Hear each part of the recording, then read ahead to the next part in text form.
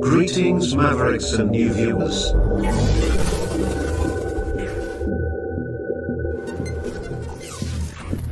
Tonight, direct and live from the Maverick News Network World Studios. This is Maverick News with Rick Walker.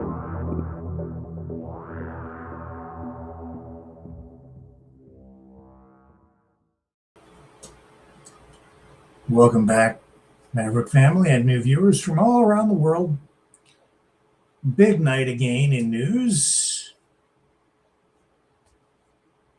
Major development in the Nancy Guthrie abduction case, as new video just released by the FBI is going viral online, and we will share that with you along with the latest information on the investigation and what the family is doing in this ongoing period of desperation. Also, the Gordie Howe Bridge controversy and background information that you're probably not going to get anyplace else, because I'm not hearing much about what I'm about to share with you tonight regarding this international controversy, this story about this international border crossing, this bridge. And I'll tell you that the politics is thick. The behind the scenes stuff that is already coming out, I think you will find enlightening, because it will give you a different perspective on what is going on with Trump and where we stand as a country here in Canada with regard to our relationship with the United States, and very specifically with the current president and his administration. So we have all of that and more, including the reignited feud between Elon Musk and Steve Bannon. And that's all because of the Epstein files, largely. Stay with us. We have a lot to unpack tonight.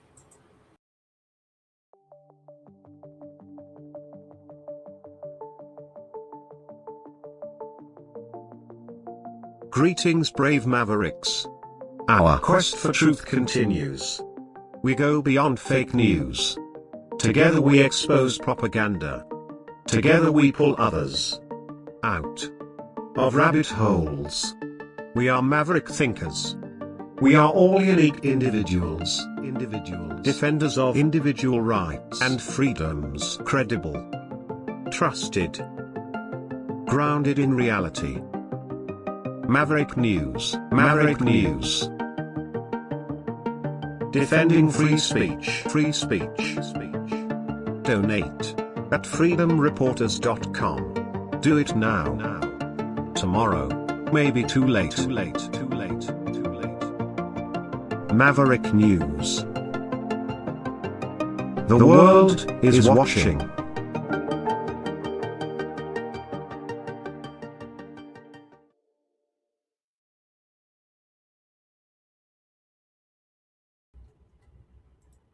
Okay, and we have major developments in the Nancy Guthrie abduction case tonight, as Kash Patel, director of the FBI, has released surveillance video showing what they're calling a potential subject. I'm going to say it's a suspect, because anybody in video footage like I'm about to show you is obviously a suspect. These images show this person wearing gloves, a mask, and a backpack, and it looks like they're tampering with the camera at the Guthrie's front door. Meanwhile, the family, Savannah Guthrie, media personality, says that the family still believes that this 84-year-old victim is still alive. Here's the footage.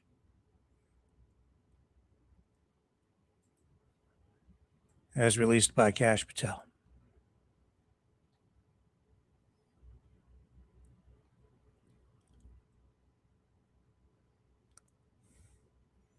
So very difficult to see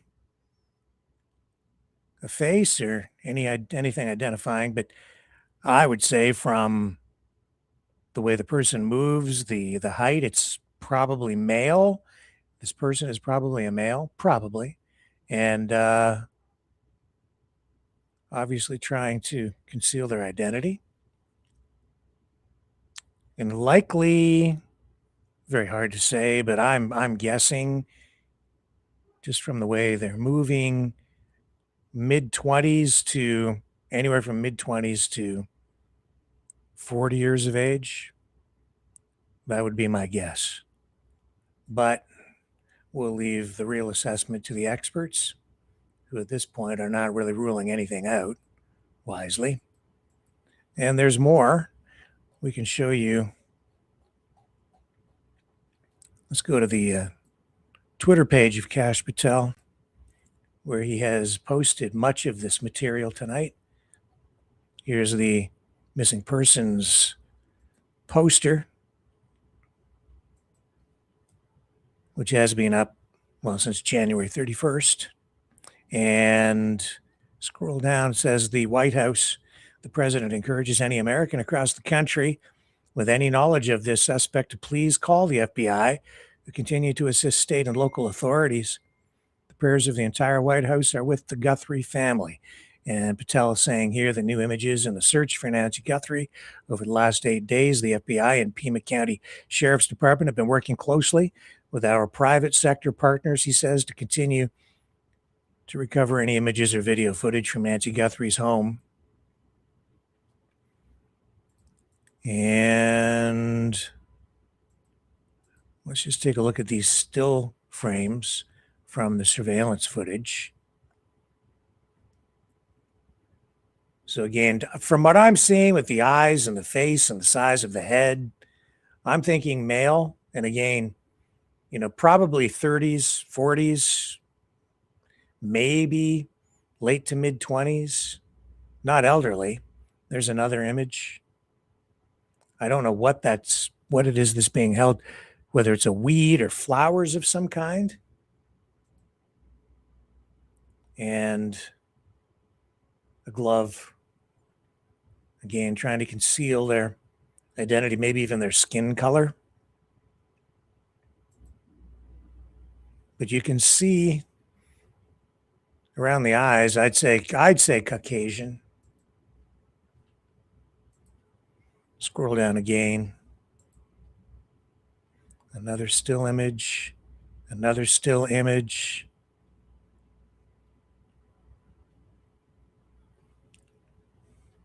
Messing with the camera here.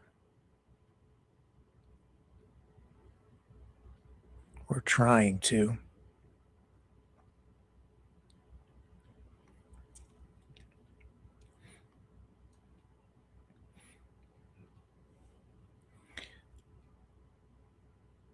So yeah, it picks up a weed of some kind there, you see. Flowers, it looks like a weed. I don't know why would you do that? Trying to smear it? Smear out the camera lens? Don't know.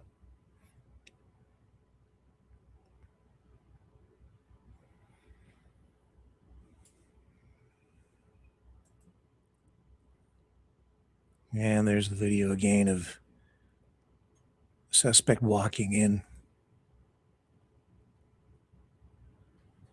Additional footage. And a close-up on shoes. And somebody posting a picture of somebody else caught on surveillance footage previous to this from the neighborhood, but I don't know that that's terribly valuable. The investigators will look at that.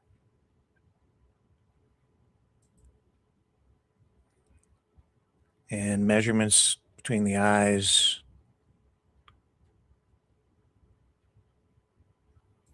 And it looks like this is a colorized version, probably done with AI.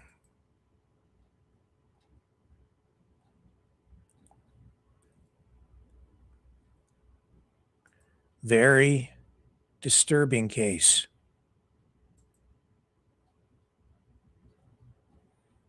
So again, this masked and armed person appeared to tamper with the camera at the Guthrie's front door.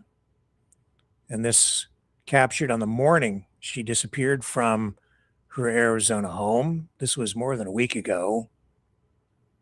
These images released by the FBI, and FBI Director Kash Patel posted these on his social media account on X. 6 photos in total, 3 video clips. And these images show the unidentified person wearing a mask, gloves, sneakers, and was also carrying a backpack. And then, as I say, he picks up something that looks to be like a plant or a weed, and then walks up to the camera with it. It's I can't really determine what it is he's trying to do in that clip. The local county sheriff's office is leading this investigation. And as far as we know, no new news briefings planned at this time tonight. And these images show the logo for Nest, a smart doorbell brand. That's a Google company. And then Savannah Guthrie, the daughter of Nancy Guthrie, posted one of the photos on her Instagram account. And with that post, she had this message. She said, "We believe she is still alive. Bring her home. Anyone with information, please contact 1-800-CALL-FBI, 1-800-225-5324, or the Pima County Sheriff's Department at 520-351-4900. And President Trump has reviewed the surveillance imagery himself, according to Caroline Levitt. And I believe we have a clip of Levitt. If I can find the right tab here. Yes, here we go. In fact, I think all we have to do is scroll up, and a copy of that. Maybe I have to go back. Here's what Caroline Levitt had to say during today's media briefing. I apologize for the delay. I was once again with the president. He and I were both reviewing the newly released surveillance footage from FBI in the Savannah Guthrie case on just this heartbreaking situation with respect to her mother. The president encourages any American across the country with any knowledge of this suspect to please call the FBI, who continue to assist state and local authorities who are leading this investigation on the ground. And once again, I will reiterate that the prayers of this entire White House are with Savannah and her family at this time. And we hope this person is found soon and that her mother is brought home safely. I apologize for the... And now we're going to hear from Caroline Levitt again shortly as we dig into the latest on this Gordie Howe Bridge controversy, that new international border crossing, that new bridge spanning the Detroit River connecting Windsor and Detroit. And when we come back, I'm going to show you, I think, what is really behind Trump's threat issued yesterday to prevent the bridge from opening. Don't go away.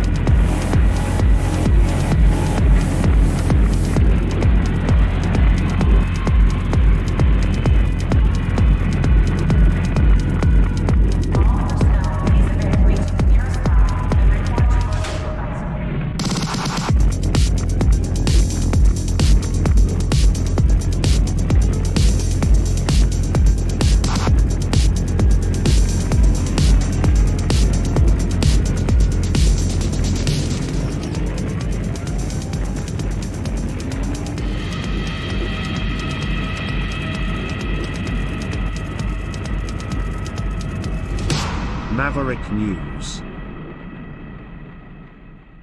The world is watching. So, as I'm sure you are aware, because if you watched last night, I highlighted this almost in real time. Well, it was real time, but within the hour of President Trump posting on Truth Social that he was going to block the opening of the Ambassador Bridge, or sorry, the Gordie Howe Bridge in Windsor. In fact, let's take a look at what he posted yesterday before I get into the nitty gritty on what is really behind, like the real story behind what prompted all of this. Okay, here's Trump's Truth Social account. We might as well do the Truth Social scroll, which has become a semi-regular feature here on the broadcast. Our version of the Trump report. What's he got in here? 25 minutes ago, Brian Mast is a MAGA warrior. Congressman Daniel Webster is doing an incredible job. Corey Mills, John Rutherford. Two views of the great ballroom being built on the site of our wonderful White House. It's on budget and ahead of schedule. And, oh yeah, I saw this earlier. Pete Hegseth's salary was estimated at $2.3 million in 2024. His new salary, $256,000. And he goes down the list of Janine Pirro, Sean Duffy, pure patriots. They're in it for love of country, not for the money. Must be nice work if you can get it. 256,000 US a year. Not bad. Putting something up about, oh yes, Elon Musk and Catherine Herridge. Bombshell revelation, he says. CBS investigative journalist Catherine Herridge has gone public with explosive allegations. CBS executives deliberately buried the Hunter Biden laptop story and ordered her to wait until after the 2022 midterms to help the Democratic Party. So there's that. Here, maybe we've got a clip. We eventually broadcast a story about the Hunter Biden laptop after the midterm elections in 2022. We commissioned a forensic review. I got a copy of the laptop data. I have it here still. I went to a lot of effort to get the cleanest copy of the laptop data, the same data that was provided to the FBI, because I didn't want to have any professional journalistic risk for CBS News. I wanted this thing to be totally locked down. When we did the story, we did it after the midterms. I argued against that because it was ready before the midterms. And my training is that you should always do the story when it's ready to go. You should not be dictated by the political cycle. Once we got the laptop story on the morning news, I felt that there was so much there that we could still do. For example, in the text messages, there's unfortunately the use of the N-word, the liberal use of the N-word.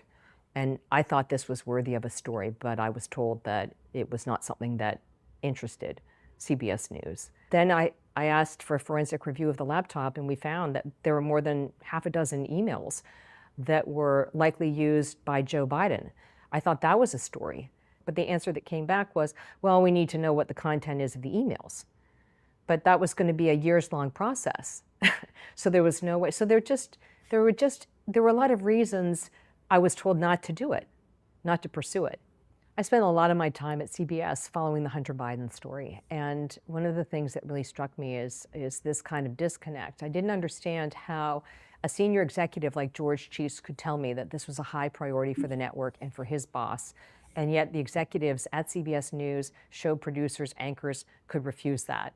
I came to the conclusion that they must have felt that they were more powerful than George Cheeks, which was astonishing to me. I'd never worked at a place where a directive from the top would be so defied.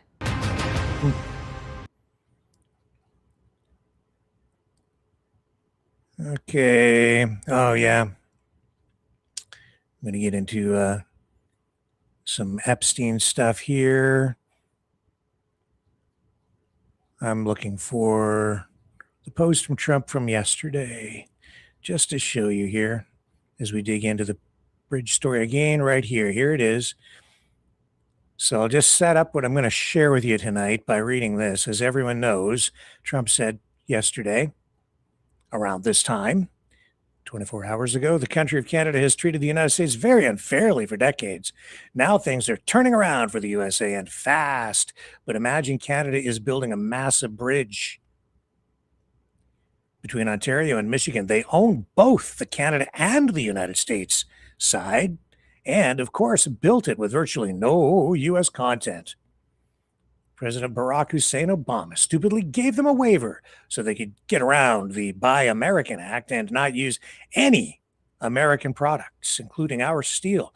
Now the Canadian government expects me, as President of the United States, to permit them to just take advantage of America. What does the United States of America get? Absolutely nothing. Ontario won't even put U.S. spirits, beverages, and other alcoholic products on their shelves. They are absolutely prohibited from doing so. And now, on top of everything else, Prime Minister Carney wants to make a deal with China, which will eat Canada alive. We'll just get the leftovers. I don't think so. The first thing China will do is terminate all ice hockey being played in Canada and permanently eliminate the Stanley Cup. The tariffs Canada charges us for our dairy products have for many years been unacceptable, putting our farmers at great financial risk. I will not allow this bridge to open until the United States is fully compensated for everything we have given them. And also, importantly, Canada treats the United States with the fairness and respect that we deserve. We will start negotiations immediately. With all that we have given them, we should own perhaps at least one half of this asset. The revenues generated because of the U.S. market will be astronomical. Thank you for your attention to this matter. There's so much inaccurate here, as I pointed out last night. First of all, Canada paid for the whole thing, and yet ownership is still joint between the Canadian government and the state government of Michigan. And there is some revenue sharing going on between Canada and Michigan. And even his comments regarding the tariffs on dairy are not really, shall we say, full. It doesn't really tell you the truthful story regarding dairy tariffs, because basically Canada doesn't sell dairy into the United States in any meaningful quantities. But that's a separate issue, which he is just inserting into the middle of this. And why is he doing this? That's the big question. Well, I'm going to tell you why in a moment. But first, let's go back to Caroline Levitt and listen to what she had to say regarding this.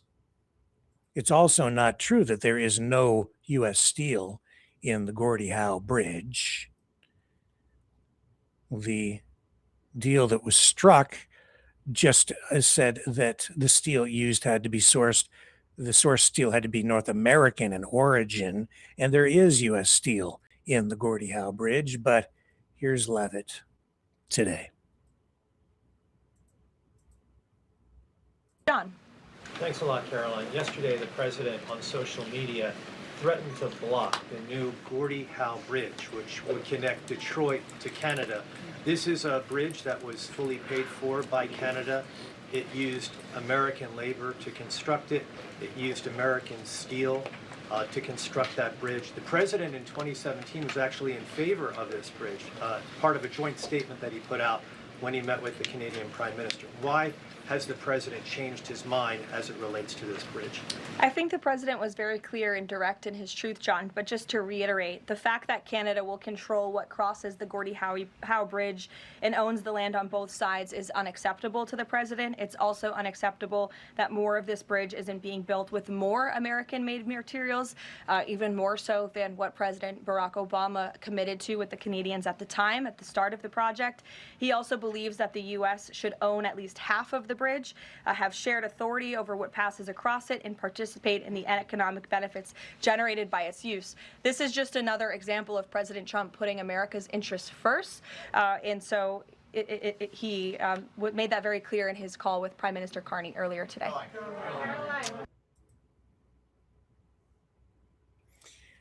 The politics surrounding this runs deep, and it runs back many years. It runs right through the Maroon family, which is a name that is well known to people in the Windsor, Detroit communities, because the Maroon family owns the Ambassador Bridge. That bridge constructed in 1929, and I know a bit about this because I worked and lived in Windsor for over 10 years. And so I did quite a number of stories on the Ambassador Bridge while I was working in that community. Did a lot of stories in Windsor, a lot of stories in Detroit, did quite a few stories about the bridge, which today is in really a state of, I would say, semi-disrepair. It has been an issue, the state of repair or disrepair or deterioration over the years. At times, giant chunks of concrete falling from the bridge onto streets and in the community around the bridge, near Huron Church Road in Windsor, which has been a concern for people in the community. It's not to say that it isn't safe for traffic. It's inspected annually, and that bridge, built in 1929, is supposed to be still safe, and they keep performing maintenance on it every year. The Maroon family, which owns it, they spend millions of dollars every year to keep it safe. Although when you look at a lot of the things on that bridge, I sometimes wonder, with the flaking paint, the rust, the crumbling concrete, but those who inspected say that the overall supporting structure is still sound, and they keep wrapping the cables and doing things to keep that bridge rocking and rolling. Well, it was sold to the Maroon family in 1979. That's when they took it over. And the effect of that is that they, as a company that owns trucking interests and then the bridge as well, they had something of monopoly in the Windsor, Detroit area for border crossings, and they collect all of the toll revenue every year at the bridge. And it's been a very lucrative thing for the Maroon family. So when talk of building a new bridge began, and it really started to take hold, the Maroon family really lobbied very, very hard against the construction of another bridge because they didn't want the competition. And it also highlights the contrast between a privately owned toll bridge, of which there are still some around these days, and a bridge which was proposed as a public interest, an international border span that was a project really of government, a cooperation between Canada and the state of Michigan. In order to get this structure built, the Canadian government gave, honestly, the U.S. side, the U.S. interests, a sweetheart deal. Canadian government put up all of the money, which saw costs balloon to the tune of, I think we're up to about $6 billion now, depending on the figures you cite. But that's a big chunk of change, all of it coming from the Canadian side. And therefore, the Canadian government really assuming all of the risk. And yet, even with that, there is a joint ownership provision in the contracts that have been signed that were negotiated a long time ago, many years ago. giving the state of Michigan co-ownership with Canada on that bridge. So this is why it's been such a surprise to people to now see, with the bridge 98% complete and just about ready to open to traffic.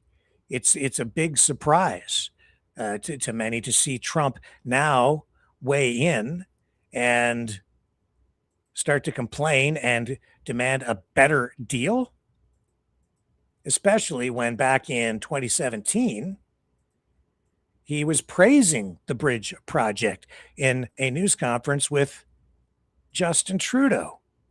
In addition to that, Trump also approved $15 million for operational, to cover operational, the setup of operational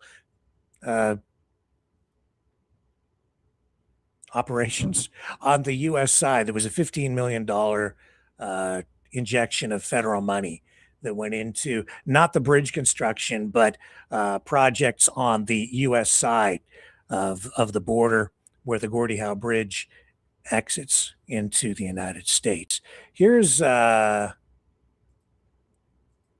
it was like in 2017. I believe this is a story from Mackenzie Gray highlighting the 2017 news conference where Trump praises the bridge that he is now, and the deal, which he is now lambasting. During his first term, it was a project Donald Trump loved. We have before us the opportunity to build even more bridges, and bridges of cooperation, and bridges of commerce. But that cooperation now seemingly dead. The U.S. president's latest online post threatening to not allow the nearly finished Gordie Howe Bridge between Windsor and Detroit to open. He also believes that the U.S. should own at least half of the bridge, have shared authority over what passes across it, and participate in the economic benefits. The Americans have reaped substantial benefits, with U.S. steel and unionized workers used to help build the bridge, a point Mark Carney made on the phone with Trump Tuesday morning. I explained that Canada, of course, paid for the construction of the bridge, over $4 billion, that the ownership is shared between the state of Michigan and the government of Canada. To recoup the cost, Canada is set to charge tolls, an agreement first discussed in 2002 when George W. Bush was president, a symbol of international cooperation that had received bipartisan support for decades, until now. Why the president is posting about the new bridge isn't clear, but the billionaire American owners of the nearby Ambassador Bridge have donated to Trump. Dear Mr. President, and publicly lobbied the president to kill the bridge in this 2018 ad. We have a simple request. Please review that presidential permit. Trump could still do that and halt the bridge from opening, with multiple White House officials pointing to the U.S. ownership of the Ambassador Bridge, which moves 25% of Canadian trade, as rationale for Trump's latest threat. We just want to make sure, again, that our economic and national security is preserved. The president wanting U.S. Ambassador to Canada Pete Hoekstra to help smooth things out, according to Carney, despite Hoekstra, who is from Michigan, not being able to understand many Canadians' point of view. People will say, Pete, you just don't understand why we're so mad about the 51st state. It's kind of like, yeah, you're right, I don't. Trump has recently threatened a 10% tariff because of Ontario's anti-tariff ads, a 100% levy because of trade deals with China, and the grounding of Canadian-made planes. All threats he hasn't followed through on, but Trump could halt the bridge by pulling project permits. Yeah. He does have some power there, but I think he's on shaky legal ground. We have contracts. If Trump acts on this, it will result in, I think, legal actions from the Canadian side, looking probably for arbitration through tribunals that are set up to resolve disputes over trade through agreements like CUSMA and other agreements that are in place, including contracts, which were long ago signed in order to get this massive project done. And again, what's the downside for the U.S. when it allows two-way trade. Canadian government foots the whole bill, pays for it. U.S. steel, American workers also used, contrary to what Trump is saying in his post. If you look at it, just about everything he said is wrong, which is about par for the course for a guy who thinks he knows something about golf, but maybe not so much about international trade or economics, as he destroys relationships and damages both the economies of the United States and Canada with his tariff policies. And now putting the future, the opening of the Gordie Howe Bridge in question, after all of these years, after all of this time, he puts it all in jeopardy. And you know what this does is it further damages the reputation of the United States. It further damages trust that people have in the United States and whether you can actually do business with the United States or if you can trust anything that is said. Because along comes this guy with unitary executive power, meaning he, as the president, has enough power to just override everything everybody else has done and just cancel stuff with the stroke of a Sharpie and or delay it indefinitely, costing billions and billions and billions and billions and billions and billions of dollars. Well, yes, it would be billions upon billions because it will hinder trade and increase expenses all the way around. It just hurts everybody again. Why would he do such a thing? Well, you were seeing why in that report from Mackenzie Gray, and also in what I was saying earlier. It's the Maroon family. Matty Maroon passed away a number of years ago, the father. Now his son runs the company. Can't remember what year he passed away. I think it was, I don't want to say exactly, probably around 2020. Maybe later than that. I could look it up. I'm sorry if I can't quite recall. It's got to be within the last, around that time frame. Anyway, the point is the Maroon family has aggressively opposed this. And you saw the ad that ran lobbying Donald Trump, trying to get him to stop the bridge project. That was about 7 years ago. Here's a report from local Detroit media 7 years ago. This is WXYZ, Channel 7 ABC. 7 years ago. This is how long all of this has been going on.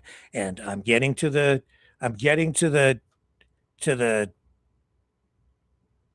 burying the headline, okay, or burying the lead. It's coming at the end, the revelation. Ambassador Bridge are trying a new tactic to keep a second international span from becoming a reality. 7 Action News reporter Simon Chowdhury with their TV plea to the president. The owners of the Ambassador Bridge are calling the Gordie Howe International Bridge un-American and a new commercial. Dear Mr. President, there are 2 grand new bridges being proposed in Detroit between America and Canada. Those 2 bridges are the Gordie Howe Bridge and a second span to the Ambassador Bridge. The commercial says one bridge is American, the other Canadian. Not true, says officials with the Windsor-Detroit Bridge Authority. Even though the Gordie Howe Bridge is financed by Canada, it will be owned by both Michigan and Canada. The commercial hinted that the Gordie Howe Bridge is taking away American jobs, something WDBA officials say is a lie. So this bridge is going to bring economic stimulus to both countries, to both communities, and certainly it's going to provide economic and employment opportunities to communities on both sides of the border. Construction in and around the area of the Gordie Howe Bridge has already begun. The second span for the Ambassador Bridge is still in its blueprint stage, reportedly because if that is built, the current one must come down. This commercial is the Maroon family's chance to have President Trump halt the Gordie Howe Bridge during a time when tensions are increasing between the two countries. Canada and the United States have been allies for many, many years and will continue to be allies and good neighbors for many years to come. The two countries share a trading relationship that's the envy of the world. The commercial also takes a jab at former President Obama for issuing a presidential permit and, quote, siding with Canada, allowing the Gordie Howe Bridge to be built without American steel. But officials we spoke with say the agreement states the materials must be from North America. Any iron or steel for the project on the U.S. side or for the international bridge must be produced in Canada or the United States. And the plans are still in place. Construction of the bridge is expected to begin in the next few months. In Windsor, Canada, Saima Chowdhury, 7 Action News. That was 7 years ago. And Trump, in the news conference in 2017, does he not remember? Does he not know the details on this? Does he not recall that he was supportive of it? And now suddenly he has switched position on this at the tail end of all of this. Well, you know, the Maroon family has a long history of political activism, mounting legal challenges against the Gordie Howe Bridge. They've been engaged in that kind of activity for decades. They've pumped all kinds of money into local, regional, state politics and federal politics in the U.S. They've lobbied very, very heavily, and they have been supportive of the Trump administration. Their efforts to influence the Trump administration date back to his first term and now have resurfaced in his second, aligning with their broader pattern of Republican-aligned contributions to protect their business interests. So there were significant contributions to the Trump Victory Committee. Matthew Maroon, the son of the late Manuel, or Matty Maroon, as I referenced earlier, is the current head of the family company, and they donated $600,000 to the Trump Victory Committee between 2019 and 2020. Joint fundraising. It was a joint fundraising entity, and they supported Trump's presidential campaigns and the Republican National Committee. And the family has been described as major Republican donors overall by many in the media, with contributions totaling hundreds of thousands to federal and state politicians who they think that they can get on side to oppose or even delay the opening of the Gordie Howe Bridge, because as they delay the opening of the bridge, they continue to reap the benefits through the tolls. They basically have a monopoly on border crossing in that area. Where else are you going to go? Trucks don't go through the Windsor-Detroit tunnel. They can only use the barge or really the bridge. And so they make, oh man, how much do they make every year? I think it's, oh my gosh, about probably $60 million easily US every year, just from tolls back and forth. And during Trump's first term, they launched this targeted advertising effort to sway Trump against the Gordie Howe International Bridge. And they aired that commercial, which you saw there, trying to persuade him. And so none of this is really new at all. Now, here's the kicker. Here's the punchline. Are you ready? I'll give you a guess. What happened suddenly within the last couple of days that resulted in all of this hullabaloo? Why did Trump post that on social media and take this new stand? I'll give you 3 guesses. I'm looking in the chat. What might have happened? Anybody? Anybody at all? Going once, going twice, going three times. Anybody? I'm not seeing anybody commenting in the chat. There's a delay, so I'll give it a moment. Jubilee says complex topic. Not really. It's just a lot of money being spent. Doug Ford, nope. No, good guess. Good guess, but no, it's not Doug Ford. He's not the reason. Good guess. I'll tell you why. It's because of the Maroon family. There's a report out tonight, and I was going to talk about the Maroon family and the constant lobbying and their attempts to block the bridge and delay its construction and prevent it from opening over, decades. I was going to talk about all this tonight because I was aware of it, and I didn't even touch much on the surface of this last night when we discovered Trump's new post about this. And there's a key piece of information here. Apparently, the Maroon family, specifically Matthew Maroon, met with U.S. Secretary of Commerce Howard Lutnick in Washington yesterday. And it occurred just before Trump's public threat about the bridge. So Matthew Maroon meets with Howard Lutnick, cries the blues, lobbies Lutnick, who knows exactly what was said, but they met. And you know how Lutnick is with Canada. And then Lutnick goes and meets with Trump. And shortly after, Trump posts what he posted on social media on Truth, saying, well, we're not going to let that open. Canada owns the whole thing, and they treat us unfairly.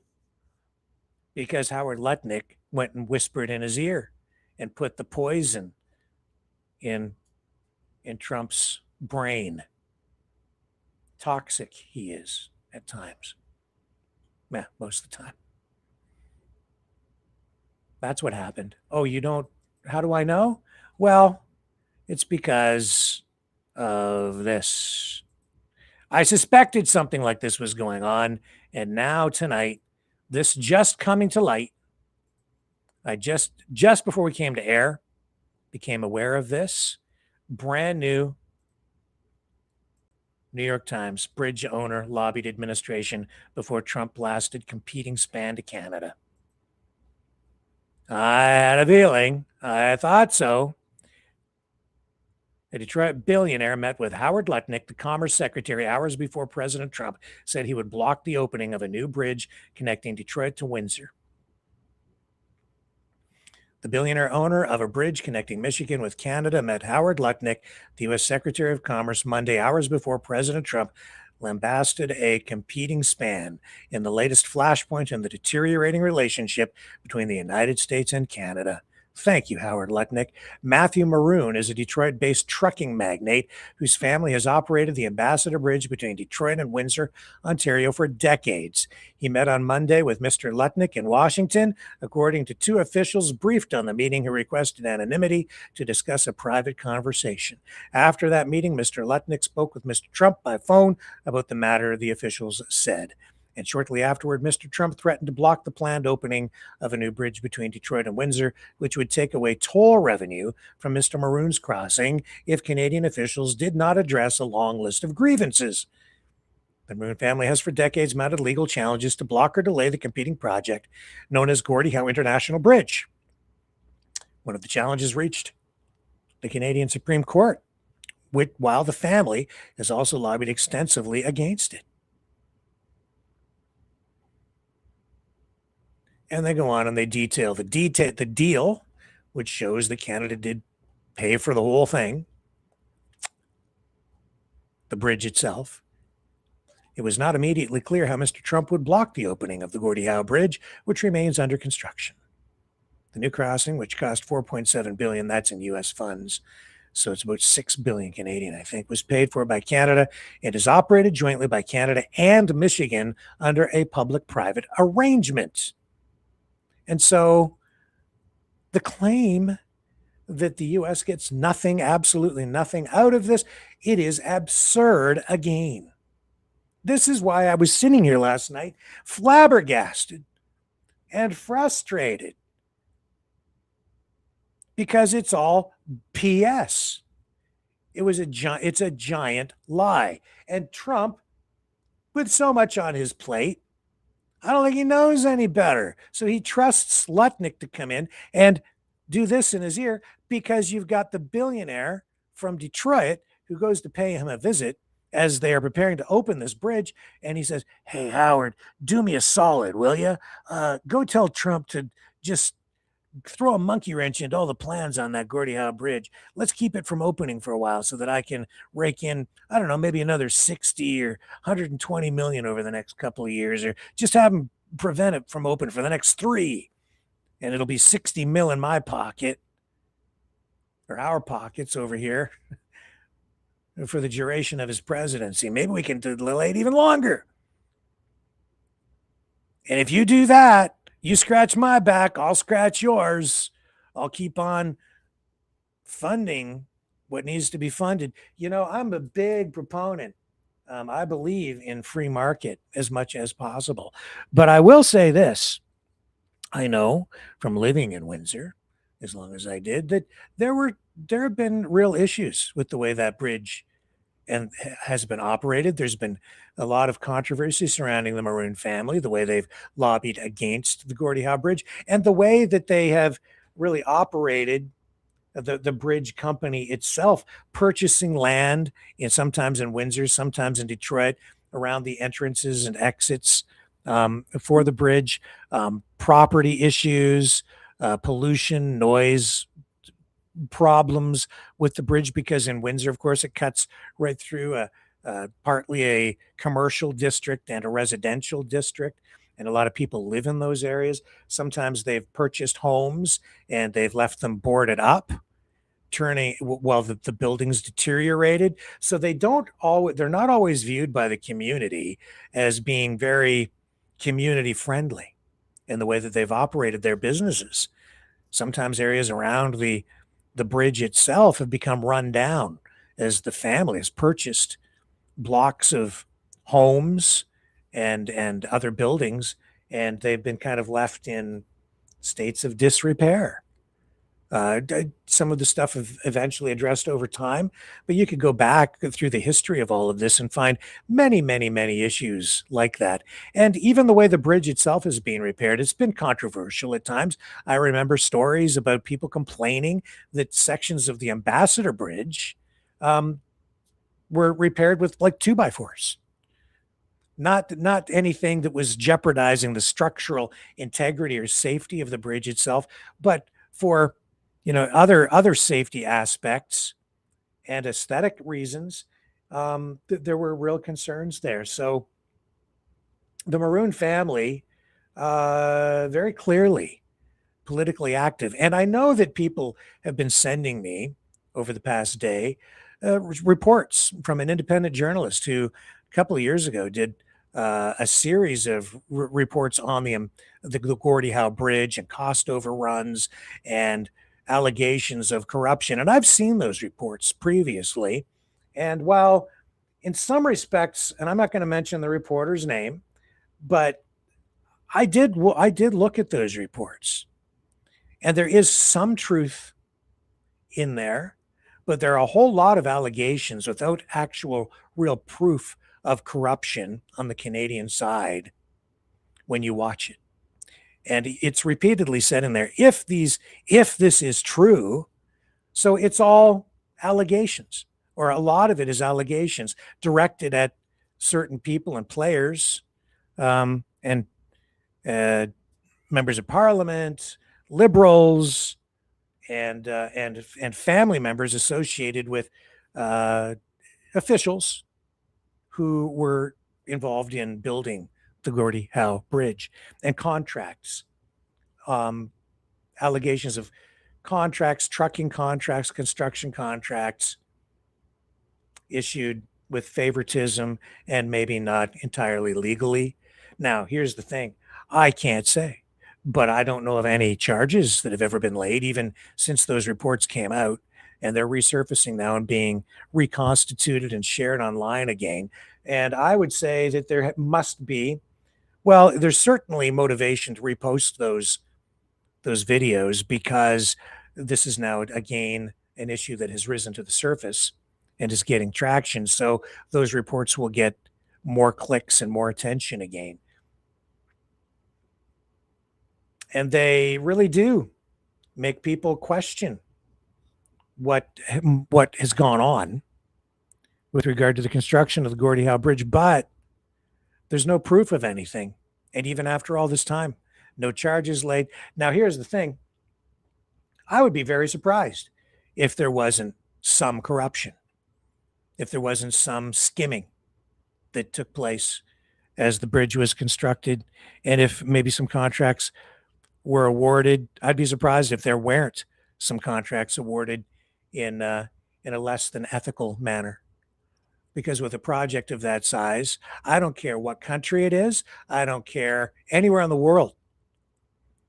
You even if it's a privately run project, you're always going to have people who are going to find ways to exploit the situation and profit. Maybe legally, just unethically, and maybe even illegally. You dig down, you dig enough, and you'll probably always find some level of illegality or corruption in any project. So it's kind of low-hanging fruit in a sense. And yet, on the other hand, it's clearly very politically oriented, these allegations, and it plays right into Trump-style politics. So I wonder about the true motivation behind those reports. I see the political motivations behind a lot of it, and then I see what the Maroon family has done over time, and the influence that they've been trying to inject in the Trump administration with regard to the bridge. So it is not really a complicated story, Jubilee. It is kind of a simple thing. You've got a family that bought a bridge privately, which was common practice back at that time, or more common, and it still happens today. You have privately run highways. You have one up in the Toronto area right now, a toll highway, right? But it's privately operated. That can be a good thing for communities if they're operated properly. But the Maroon family purchasing the bridge in 1979, they've operated it ever since. They've profited immensely from having it. They have the market on truck crossings pretty much cornered, and they would like to keep it that way. That is the truth of the matter. They did propose building a second span alongside the Ambassador Bridge, which would have, I think, just been paid for with private funds. But if they had done that, it would have exacerbated problems in the residential areas in Windsor, where people already have to put up and have always had to put up since 1929 with truck traffic, noise, pollution, and now at times through the past number of decades, at times falling chunks of concrete from the deteriorating Ambassador Bridge. So the government of Canada said, yeah, you can build this, or I think Michigan too. They told the Maroon family, yeah, you can build another bridge, but when you're done that, you have to tear down the Ambassador Bridge. And it was because of more concerns about quality of life, urban planning, protecting the rights and the quality of life for people who live in the areas underneath the bridge, in the areas around Sandwich Town and Windsor and so on. So that gets a little bit complicated, but the bottom line is you've got a billionaire family that owns the Ambassador Bridge. They've had a monopoly on the market since they purchased it since 79. They don't want to give that up. They've been lobbying hard, pumping money into politics, lining the pockets of politicians and their campaigns. And what you're seeing here right now is this just playing out into a new chapter with Matthew Maroon going and meeting with Howard Lutnick, and who knows what was said or what was promised. But then because of that, Lutnick goes to see Trump. And given the current state of affairs and the relationship between Canada and the United States and what Trump is trying to do with the 51st state rhetoric, it plays right into all of that, doesn't it? It gives Trump even more leverage. So it's not that hard to figure out. And knowing what I know about the Maroon family and the Ambassador Bridge, I wanted to highlight all of that for you tonight, because there's the truth. There's the truth. And I would temper what you're seeing in that other series of reports from the independent journalist who is alleging all this corruption. I would say this: if there's proof of corruption, and I wouldn't be a bit surprised to find that there's some corruption, but if there is proof, show the proof. It's not enough to just sit there and make these allegations and say, and if it's true, well, show me the money. Show me the real proof. And yeah, and if true, then people should be held accountable, especially if taxpayers' dollars have been scooped up and abused and stolen, perhaps. A lot of money there. But if you don't have the proof, then you fall short. And then it becomes a bit of a political smear campaign. You know what I'm saying? Yeah. Here's Carney today. I'll play his clip with regard to this issue. We've got the reaction from the Canadian side. This, of course, coming before the New York Times report from tonight saying that Matthew Maroon met with Howard Lutnick just before Trump's truth came out. Secondly, we discussed a number of issues, international issues. Thirdly, we discussed the bridge. I explained that Canada, of course, paid for the construction of the bridge, over $4 billion, that the ownership is shared between the state of Michigan and the government of Canada, and that in the construction of the bridge, obviously there's Canadian steel, Canadian workers, but also U.S. steel, U.S. workers that are involved. This is a great example of cooperation between our countries. Look forward to it opening. And what is particularly important, of course, is the commerce and the tourism and the voyages of Canadians and Americans that will go across that bridge. So the conversation turned to a series of issues that we will raise and we're going to follow up on. I'm not going to go into detail on those issues.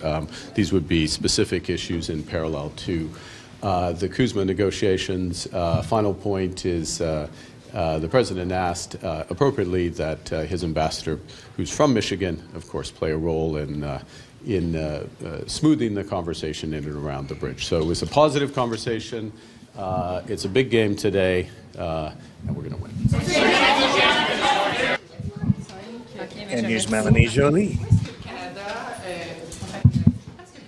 Continue d'aller de l'avant avec l'achat de F-35 si le processus d'achat est sous examen en ce moment. Le contrat est toujours sous révision et c'est toujours la politique du gouvernement. Mais il y a quand même des sommes qui ont été engagées, Mme Joly. Ça, c'est une question que vous devez poser au ministre de la Défense. How concerned are you about the threats from Donald Trump about the Gordie Howe Bridge? Do you think that's realistic that it might not open? Well, when President Trump talks, we listen and we make sure that we take into account everything he says, because we always have to take him seriously. But also, we've been able, as a government, to deal with the different changes of thoughts of the president, and I'm convinced that we will be able to work this through. Okay. And Francois Philippe Champagne also weighing in on this when asked during the media scrum today on Parliament Hill. Here we go. Gordie Howe Bridge listen, it's always good to remind our American friends that we're one of their largest customer, and actually 2/3 of the United States of Canada as their first export market. And as far as I know, a bridge is both ways, you know? So it's always good to remind that to our American friends. And a decision on one side of the border always has an impact on both. So I think that's the key message. We're their largest customer. And therefore, an infrastructure like that not only serves one nation, but serves both nations. And I think that's what you're hearing also from a number of states and other people who understand that Canada is a key market for the United States. And that's why we always, want to find a way forward. Do you think the bridge is now part of the free trade negotiations? Do you think they put that on the table? I don't think so. I mean, listen, I don't have a crystal ball, but you're talking about an asset that serves the interest of both nations. Like I said, and that's one way we need to put it to our American friends always, is that sometimes it's kind of forgotten that we are one of their largest customer. And that means that obviously trade that goes in one direction favors also the United States of America.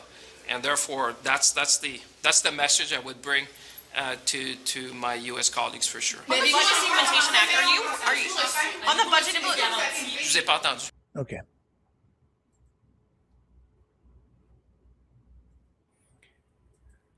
And with that, let's take a little break. I'll come back on the other side of this. Brightleaf Innovations is excited to offer our newest investment opportunity, the Turn Easy Bed Storage Solution. Turns with a touch, spins all the way around.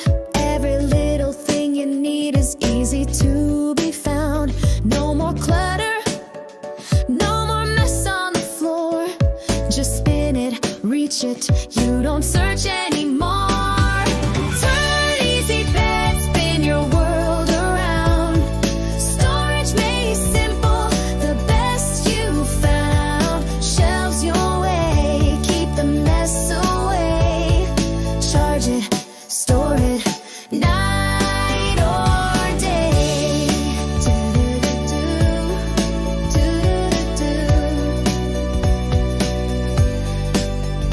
Custom shelves for your books or your tech. Cozy space for your treasures to protect. Built-in power when you need to recharge. Smart design that makes your bedroom feel large. Turn Easy Bed, spin your world around. Storage made simple, the best you found. Shelves your way, keep the mess away. Charge it, store it, night or day. Designed and developed by Brightleaf Innovations, proudly Canadian and patent pending in North America. Turn Easy Bed transforms how you live. To learn more about this innovative new product idea and exciting investment opportunity, call 519-784-0222 or visit brightleafinnovations.com. The gentleman who behind that company has asked for a favor. And what he would like to know is, what do you think of that product? You could help us out by just leaving a comment on the Rumble channel. Not interested in what other people have to say on other channels. If you know what I mean, just put a comment in there on what you think of that Turn Easy Bed, and I will share that information with the sponsor and let him know. He's just looking for some feedback. It's a unique kind of company that he has set up, so he's looking for some comments, which I will share with him tomorrow if you leave something in the chat. So what else do we have for you tonight? Oh, the Epstein stuff. Yeah, it just continues to escalate, doesn't it? I'll tell you, it is, and at the center of it today, Howard Lutnick. Yes, he was on the hot seat, like literally today. Okay, so Lutnick, the U.S. Commerce Secretary, confirmed while testifying today on Capitol Hill that he did visit Jeffrey Epstein's island in 2012. And this contradicts what he said previously. He lied. He said that he had cut ties with Jeffrey Epstein years before. And now today, he came out, testified that indeed he, even after he was aware that Jeffrey Epstein had been convicted on child sex charges, he still went to Epstein's island to have lunch with him. I have video, which I will share with you, highlighting this. But before I do, before we go to the testimony, let me show you what happened to him as he was walking in to testify. Media holding Howard Lutnick's feet to the fire today, and he does not look comfortable at all. Very distressed, caught in an apparent contradiction, saying one thing just a short time ago and something else completely today. People about your interactions with Epstein? Did you have any financial involvement with Jeffrey Epstein? Why did you keep contact with Jeffrey Epstein after he pled guilty to sex crimes? Come on, give us some space. What do you say to the Democrats calling on for you to resign? Give us some space. Mr. Epstein, people of your level in the British government have been forced to resign. Will you resign? Give us some space. Give us some space. Why did you keep contact with Jeffrey Epstein after he pled guilty? I look forward to testifying today. Did you mischaracterize your relationship with him? Why did you say you found him gross but still kept in contact with him? What do you say to those who are calling for you to resign now? Are you willing to speak to Congress about this? I'm going to speak to Congress right now. Do you expect to be asked about Epstein? Why did you mischaracterize people about your interactions? Did you see the clip of Howard Lutnick before saying that he thought that Epstein was gross and didn't want anything to do with him, and he cut ties after finding out that he was guilty of sex charges involving young people? What he said there and what he said today, two different things. Let's go to the clip. I've got it here. Right there. Okay. Bring it up full screen. Bring it up here and bring it up there for you. Assess for yourself. Why did the Epstein files show you coordinating a meeting and planning a visit with Jeffrey Epstein on his private island in December 2012? Thank you for the question. I'm glad to be here to make it clear that I met Jeffrey Epstein when I moved to a house next door to him in New York, right? And I met him then. Over the next 14 years, I met him 2 other times that I can recall. 2 times. And that is none for 6 years. So 6 years later, I met him. And then a year and a half after that, I met him, and never again. Did you in fact make the visit to Jeffrey Epstein's private island?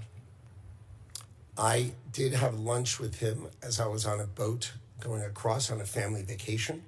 My wife was with me, as were my 4 children and nannies. I had another couple they were there as well with their children, and we had lunch on the island. That is true, for an hour And we left with all of my children, with my nannies and my wife, all together. We were on family vacation. We were not apart. To suggest there was anything untoward about that in 2012. There's also a reference to the fact that Epstein had expressed an interest in meeting your nanny. Do you know whether Jeffrey Epstein ever met with your nanny? No, I saw that. I had no idea what that was about.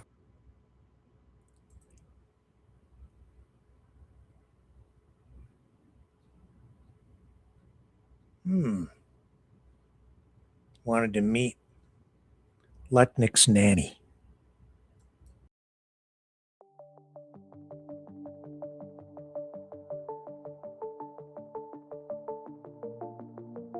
Greetings, brave Mavericks.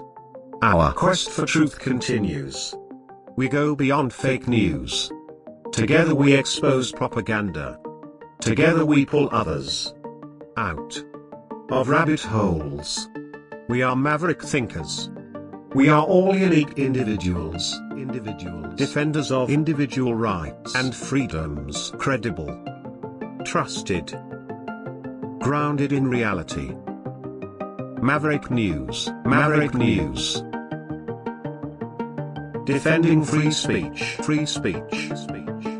Donate at freedomreporters.com. Do it now.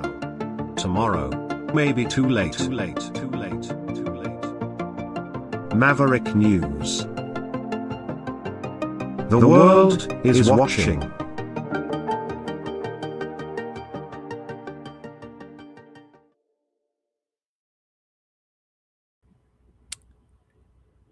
And the feud between Elon Musk and Steve Bannon rekindled right after this.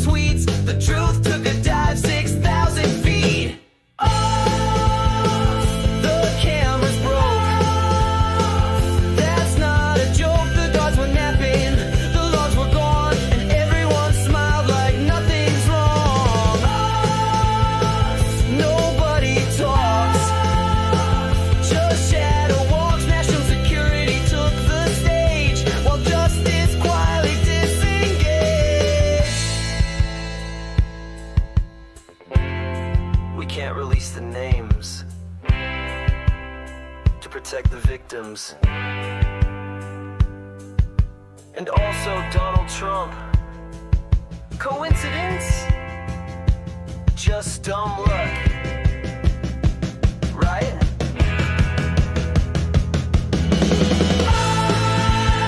Another sealed file. That crocodile smile. We did our best, says the DOJ, while the truth just fades away. Another new spin. No one will win except the rich guys with gold ID cards and closets full of secrets behind steel bars. Just a little glitch. A billionaire's privilege. That's the sound of the case. Closed.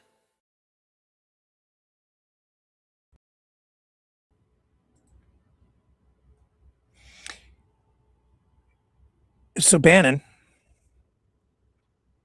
Steve Bannon, strategist, political strategist, kind of an insider with Trump, was part of the first Trump administration, not now, went to jail between Trump 1.0 and Trump 2.0 in order to protect Trump. So, because he refused to testify on the J6 case. And he and Elon Musk do not get along at all.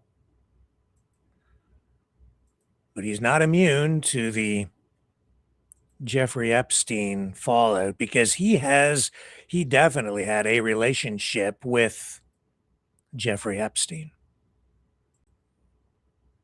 There it is right there. Now you can find online, and maybe I will post the entire thing at some point, but there is lengthy interview that Bannon did with Epstein, and it has come to light that he was planning to produce a documentary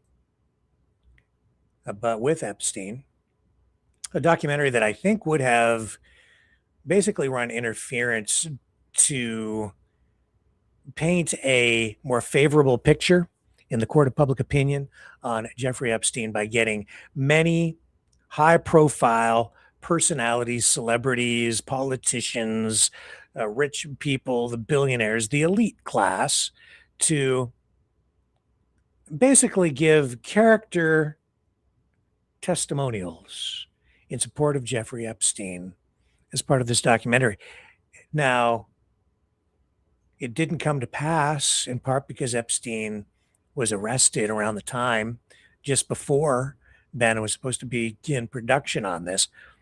But Elon Musk has, Bannon was talking about Elon Musk being evil and vowing to basically take Musk down, as Musk supported Trump in this last election campaign and was becoming part of Trump's inner circle, and for a while was sort of almost like Trump's co-president, not vice president, the co-president at times. Some people thought that maybe Musk was even running things for a while, as he wasn't just running Doge. But that feud has resurfaced between the two, and Musk, who has at times taken real shots at Bannon. Let's see if I can find it here. Here we go. Couple of things to highlight here. First of all, let me bring this up. He was posting about Bannon on X right here 10 hours ago. Bannon is evil. And then he shares this article from Ian Miles Chong, Every Nail to Hammer, the definitive case against Steve Bannon. And in this article, it does a very good job of drilling down and focusing on some of the most embarrassing things that haunt Steve Bannon to this day. Some things I've highlighted myself, actually, so in some ways going back even 2 years ago. I'll show you what the article says.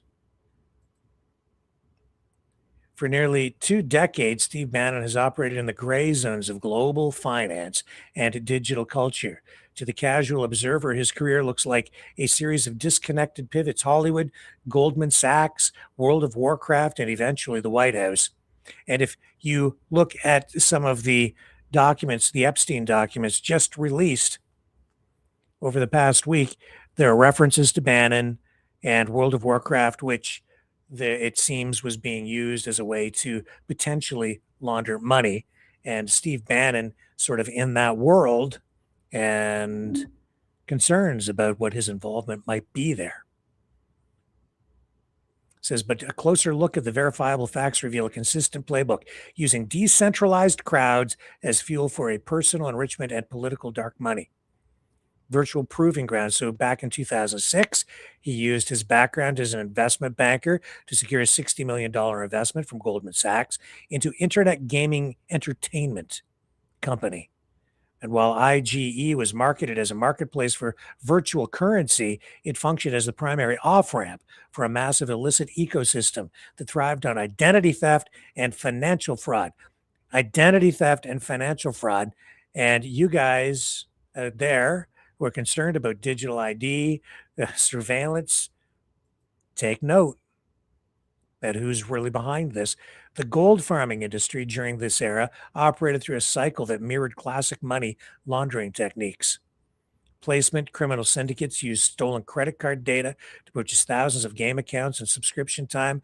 Layering, it says these accounts were used to farm gold. By trading this gold across a web of dummy accounts, the original source of the value, stolen credit cards, was obscured from the game developers. And integration. Marketplaces like IGE acted as the legitimate storefront. They bought this gold in bulk and sold it to Western gamers for clean US dollars.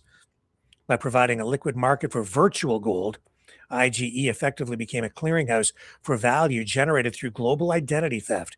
Bannon, alleges, did not just join this company. He eventually became its CEO under the rebranded name Affinity Media. And during this time, he fought a class action lawsuit from players and faced internal litigation from co-founder Alan de Bonneville. The de Bonneville suit alleged that the company leadership was engaged in, tax evasion and the stripping of assets to shield personal wealth from legal liabilities. The calculated bandwagon from a critic to chief strategist. So it talks here about how he entered the inner circle of Donald Trump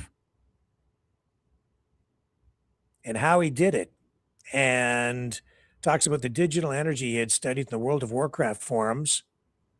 It was a calculated move by a man who saw a new vessel for using that strategy. And before he was the architect of the MAGA movement, he says Bannon expressed deep skepticism of the very people he would later serve. Michael Wolff's book, Fire and Fury, it's documented in here, describing a 2016 Trump Tower meeting with Russian representatives as treasonous and unpatriotic. He reportedly viewed the Trump Circle as a semi-criminal enterprise, later remarking that one could drop the semi part. Keep in mind that it's Elon Musk reposting this article tonight. Bannon's transformation from a distressed gaming executive to a political kingmaker was rooted in a tactical pivot during the Gamergate era.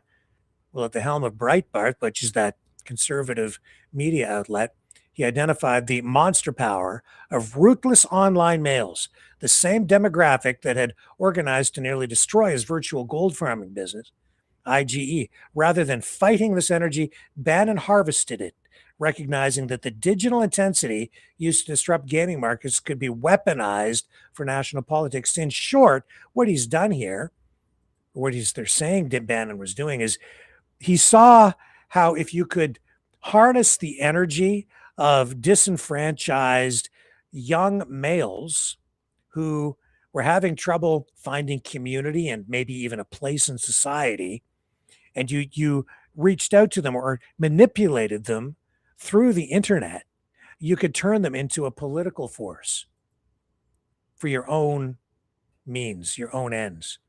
To bridge the gap, it says, between niche internet subcultures and mainstream influence, Bannon utilized, and these are major influencers, he put together a media network of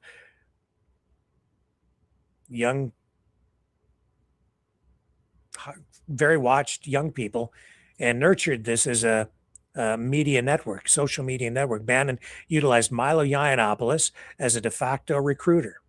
Yiannopoulos actively courted disenfranchised young men by blending radical rhetoric with the free speech posturing of digital troll culture. This ecosystem, supported by the Mercer family's financial backing for projects like Milo's Dangerous, became a professional launchpad for a new generation of influencers. It lists Milo Yiannopoulos, Nick Fuentes, who I'm sure you're familiar with now, described here as a leader of a nationalist, youth-oriented, dedicated base of support. Lauren Southern, who I'm sure many of you are familiar with, at one time working for Rebel Media, gained prominence through the digital infrastructure and audience networks Bannon helped cultivate. The inner circle, many others, including those who wrote for Dangerous, were deeply embedded in the group chats that functioned as the movement's war rooms. And that's what he calls his program now, the War Room with Steve Bannon. The wellspring of digital energy was far from accidental. It was a coordinated ecosystem. He's putting together a social media network as part of a bigger political machine. But you see, with Bannon, this is where he falls down. This is even why Trump has split with him. And it's because of grifting. It's because of his digital currency schemes. Remember, he was going to build that wall after Trump's first presidency. Here it is right here. The enduring influence of Bannon wields is rarely a product of genuine loyalty. It says, instead, it's built on a foundation of professional debt. The Bannon-Mercer pipeline produced a generation of influencers who are effectively gagged by their own success. This creates a pervasive code of silence within the movement. To call out Bannon is to attack the very architect of their own careers. Even as the evidence became undeniable, the silence persisted.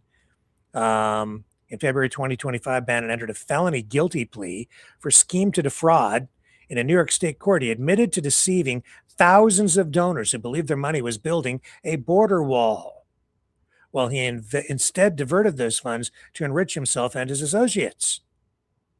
Do you remember the campaign? And then people asked Trump about it afterward, because he kept saying this was after Trump his plan to build the wall was falling apart, and Bannon said, well, we're going to build the wall. Bannon's playbook reached its most visible form with the We Build the Wall campaign. In 2020, Bannon and others were arrested on federal charges of conspiracy to commit mail fraud and money laundering. They allegedly looted the charity for personal gain after promising donors that all contributions would go toward construction. The federal loophole, while Bannon received a federal pardon from Trump in 2021, sparing him from that specific trial, his co-defendants were not so lucky. Yeah, they were taking the money.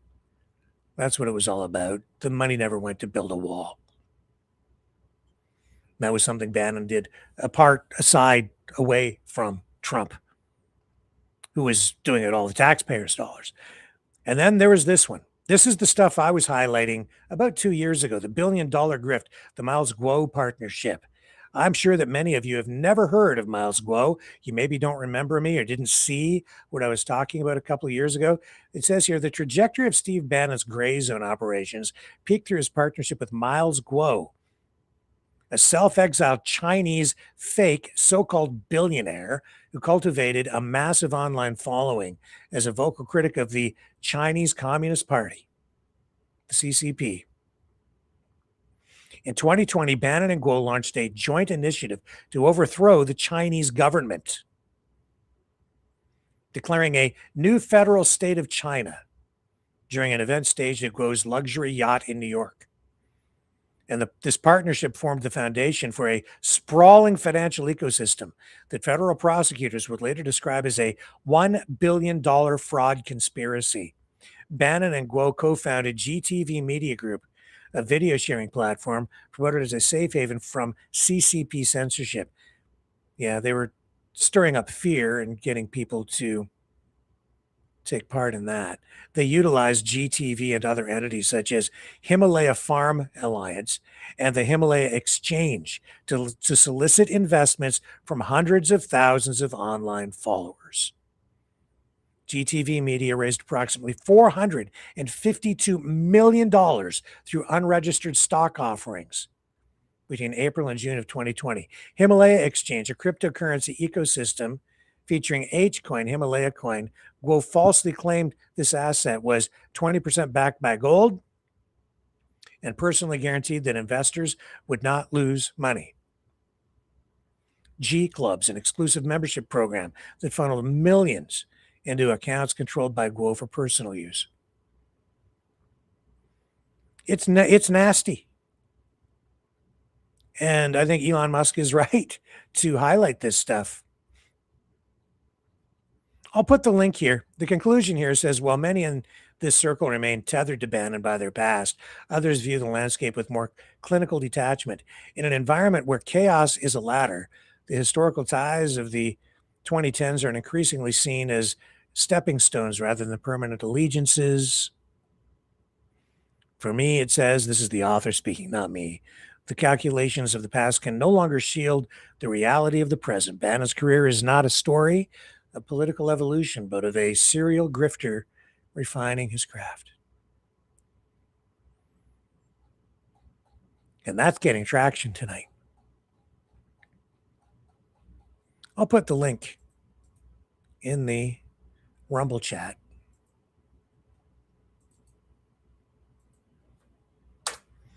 There you go, if you want to read that post.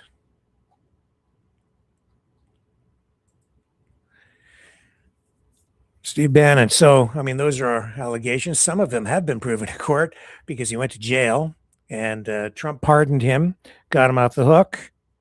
So he's still free. This also explains why, even though Trump had a falling out with Bannon, do you remember he was calling Steve Bannon sloppy Steve Bannon for a time? But Bannon has always remained loyal to Trump through all of it, never speaking ill of him, really.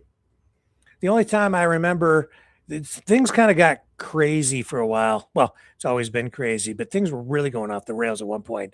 And Bannon, I did note that he came out at one point and said, I can't do this anymore because Trump was behaving so erratically. But he's come back around and he's still, very, very supportive, very pro-Trump. And I think you can kind of see why. But there's no love lost between Bannon and Musk. The feud continues, it escalates. And some of those allegations have not yet been proven in court. And Bannon has launched, because I think Guo is still in jail. Let me just check on that. I think he is still in jail.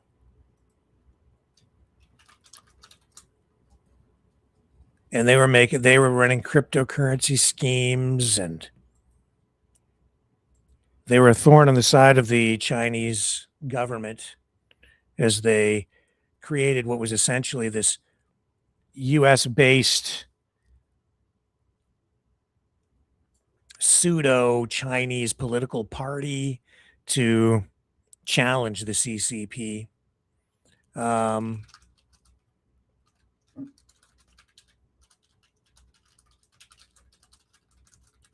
I think Guo is still in jail. Yeah, he's still in jail.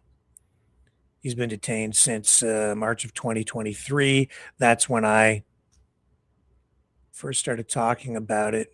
Convicted in 24, I think, because he was convicted in July of 24 in a New York federal court, including racketeering, conspiracy, securities fraud, wire fraud, money laundering related to a scheme that defrauded his followers of over $1 billion. That's a lot of money. And then his sentencing has been delayed many times. The most recent info on this is that he is now scheduled for sentencing April 13th, coming up a couple of months. So he's still being held at the Metropolitan Detention Center in Brooklyn, awaiting that sentencing hearing. And his assets, including luxury properties, a New Jersey mansion, have been or are being sold off as part of bankruptcy proceedings to help recover funds for victims of the fraud.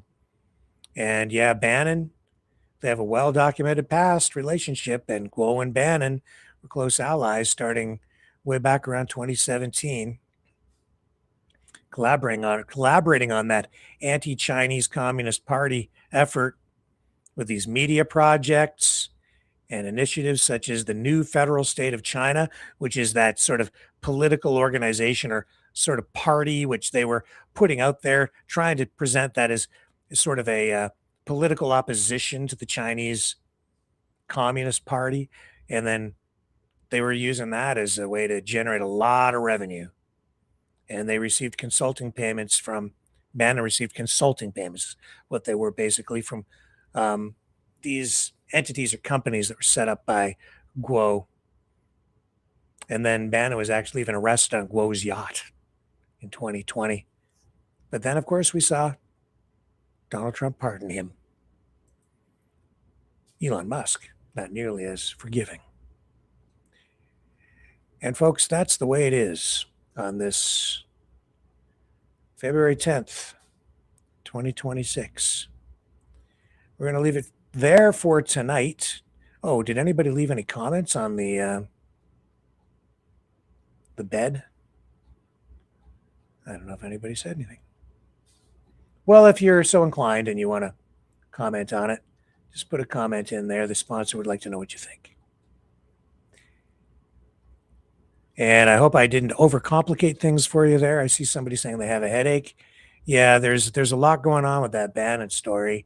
And we got into some money stuff and stuff that I don't think is really that complicated with regard to the bridge story, but I can understand why some people get a little confused by it. Bottom line is, it's a sweetheart deal for the U.S. Donald Trump thought so at one point, until Howard Lutnick came along and started bending the knee to, I think, a political donor. And with that being said, we will see you back here tomorrow, 7 p.m. Eastern, on the flip side.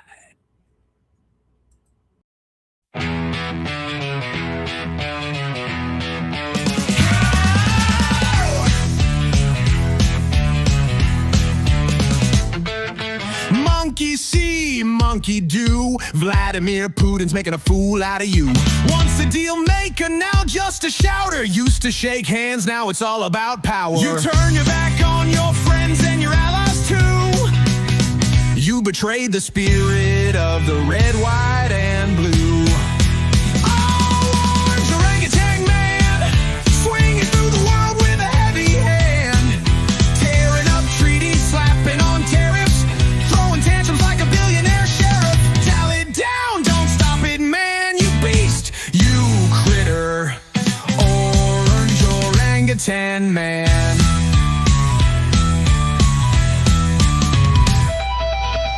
Donald Trump 1.0 had a plan. Now Donald J. Trump 2.0's a wrecking man. Used to make deals, now you just sneer. Ruling through fear, grinning ear to ear. Canada's not for sale, Greenland ain't yours. Gaza's not a playground, quit making wars. Bluffing and puffing with the wig on tight. Acting like a boss, but you lost the fight. The art of the deal, man, that ship sunk. Now it's all about rage and a nuclear funk.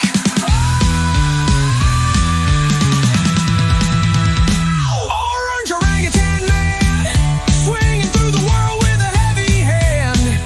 Tearing up treaties, slapping on tariffs, throwing tantrums like a billionaire sheriff. Dial it down, don't stop it, man, you beast, you critter.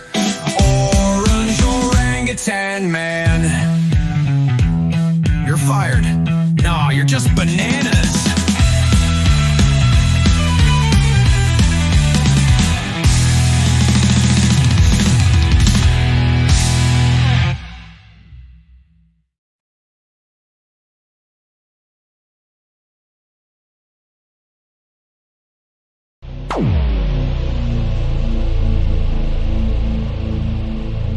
This has been a Maverick Multimedia production.